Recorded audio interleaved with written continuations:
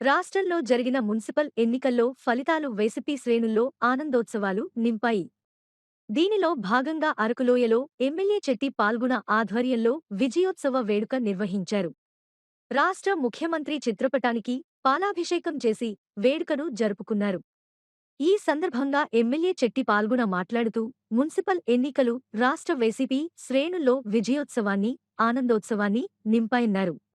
Municipal ఎన్నికల్లో ఫలితాలు సాధించకపోతే రాజకీయ సన్యాసం పుచ్చుకుంటానని గతంలో చంద్రబాబు నాయుడు చెప్పిన మాటకు నేడు ఏం సమాధానం చెబుతారని ఎమ్మెల్యే ప్రశ్నించారు. మున్సిపల్ ఎన్నికల ఫలితాలు చంద్రబాబు నాయుడు రాజకీయ సన్యాసం సిద్ధమా అని ఎద్దేవా చేశారు. వైఎస్ జగన్మోహన్ రెడ్డి నేతృత్వంలో జరుగుతున్న అభివృద్ధి, సంక్షేమం, సుపరిపాలనకు ప్రజలు పట్టం కట్టారని అన్నారు. మున్సిపల్ ఎన్నికలలో ప్రజలు అద్భుతమైన తీర్పును ఇచ్చి వైకాపా అభ్యర్థులను గెలిపించారని అరకులోయ శాసనసభ్యులు చెట్టి పాల్గొన పేర్కొన్నారు. పట్టణ ప్రజలు వైసీపీకి వ్యతిరేకమని చెప్పుకున్నా చంద్రబాబు నాయుడు నేడు ప్రజలు ఇచ్చిన తీర్పుకు ఏం సమాధానం చెబుతారన్నారు. రాబోయే ఎంపీటీసీ, జడ్పీటీసీ ఎన్నికల్లో కూడా వైకాపా ప్రజలు మద్దతుతో తిరుగులేని విజయం సాధిస్తుందని అన్నారు. ఈ కార్యక్రమంలో వైకాపా యువజన విభాగం రాష్ట్ర కార్యదర్శి చెట్టి వినయ్, రాష్ట్ర ఎస్టీ సెల్ ప్రధాన కార్యదర్శి శెట్టి గంగాధర స్వామి, వైసీపీ నాయకులు మండి లక్ష్మి, కమిడి అశోక్, జెడ్పీటీసీ అభ్యర్థి శెట్టి రోషిని, దురియా ఆనంద్, సమర్థి రఘునాథ్, గెమ్మిలి బాబురావు, కొర్ర రామారావు, శెట్టి వెంకటరావు, అరకు వేలి వార్డ్ మెంబర్ కడలి శివ తదితరులు పాల్గొన్నారు.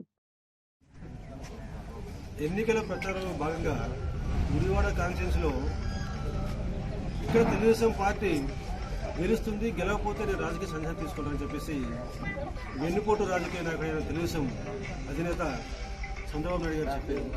మరి ఇప్పుడు తెలుగుదేశం అక్కడ జీరో అయిపోయింది, గుడివాడ కాన్స్టిట్యున్సీలో జీరో అయింది.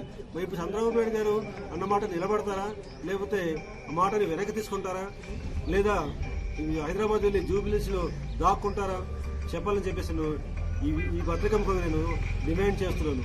అదేవిధంగా మా అమ్మకే వెన్నుపోటు పొడిచిన చంద్రబాబు నాయుడు ప్రజలకైతే వెన్నుపోటు పడకుండా ఉంటాడా?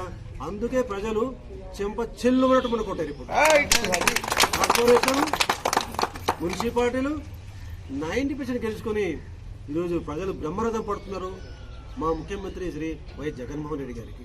ఇక ముందు కూడా ఒక చెంప కొట్టారు. ఇప్పుడు రేపు రాబో జెడ్పీటీసీ ఎన్నికల్లో రెండో చెంప కూడా వాయించి ఆయనకి జూబిలీస్లో పెట్టి తాళం కప్ప కూడా వేసే పరిస్థితి వస్తుంది రేపు. రాష్ట్ర చరిత్రలో కనీవిని విన్నడం లేని విధంగా నిన్న వైఎస్ఆర్ కాంగ్రెస్ పార్టీకి